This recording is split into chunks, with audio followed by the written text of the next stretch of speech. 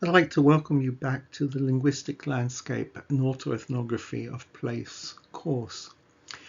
We're still dealing with basic concepts, but we are going to have a bit of a shift in this particular lecture and the coming lectures. We're getting close to learning how to actually do the type of research that I'm interested in teaching you in this course.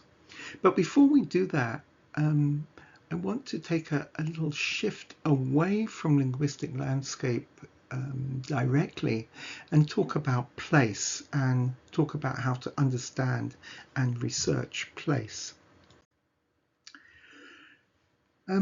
So let's define place as opposed to space and as opposed to the linguistic landscape.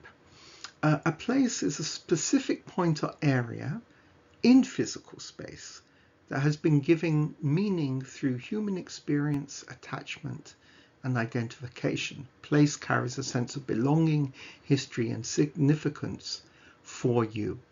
So when we have a sense of a place, even if it's a deeply embedded internal personal feeling that we haven't actually expressed or haven't made explicit or haven't written about or named, we have a sense of a belonging, we have a sense of history, we have a sense of being in a meaningful situation. So what differentiates a linguistic landscape from a place, and as we'll see from an autoethnography of place, a linguistic landscape is relatively objective.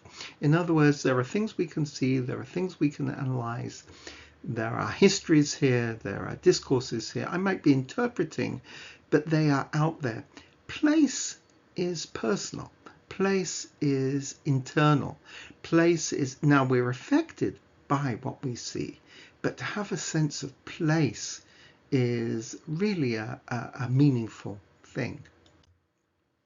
So this is the issue of personal embodiment. Place goes beyond just physical space because it involves our interactions, it involves emotions, it involves memories which are associated with a location.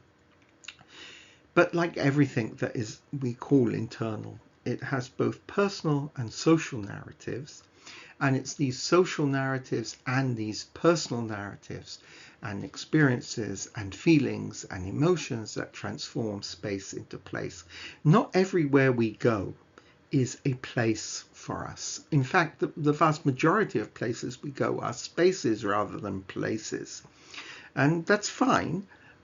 For something to be a place, I think something has to happen there for you. And we can turn quite a lot of spaces into places, but it's not automatic when you enter into that space. So a sense of place, it connects us to a particular environment, it protects us to a community. We might feel at home and we might feel as outsiders. So it's interesting that often, within a university context, for instance, people feel like they have a sort of a syndrome of not being in the right place because they don't feel place. They don't feel they're in the right environment. They feel out of place. Now, the sense of place has a prevalent influence on our feelings of safety, identity, comfort, connectiveness, and most importantly, purpose in life. That's how nationalism can work often, by making you think that that area, that sense of place is everything for your purpose in life. But of course, these are narratives that are constructed. This is emotional. This is a connection to place. So how does this work? So let's just talk a little bit about place and narrative. I could also say place, narrative, and discourse, but we'll keep it simple, I think, for today. So when we have a sense of place, we have first and foremost personal experiences and memories, events of life that took place in different places. And these are deeply meaningful to us. We don't always recognize them, but they really situate us. We also have community experiences. They're meaningful to us. They might not be my experiences. They might have been someone else's experience. They might have happened whilst I was there, but not exactly in that place. And they take on a meaning by themselves. They take on, they inform your sense of this place. Then, of course, there are national historical narratives, important things that have happened here, histories of places. It's always interesting to me that people take, a tour, a historical tour of a place, and once they've done that, they feel more connected to the place because they have an understanding of what they're looking at, where it came from. And perhaps they can, on a personal level, connect because they are there and they are embedded. And finally, there are cultural narratives and discourses, naming, spiritual, ritual, which inform that place and sort of feed on and build up the layers that we've just been speaking about, from the personal to the community to the national and the cultural. And all of these things go together to inform our sense of a place. So now that we have a sort of working definition of place, let's talk about how we would research place. So, as you might have guessed, I'm going to propose that we use two different types of research methodology to understand place, basically.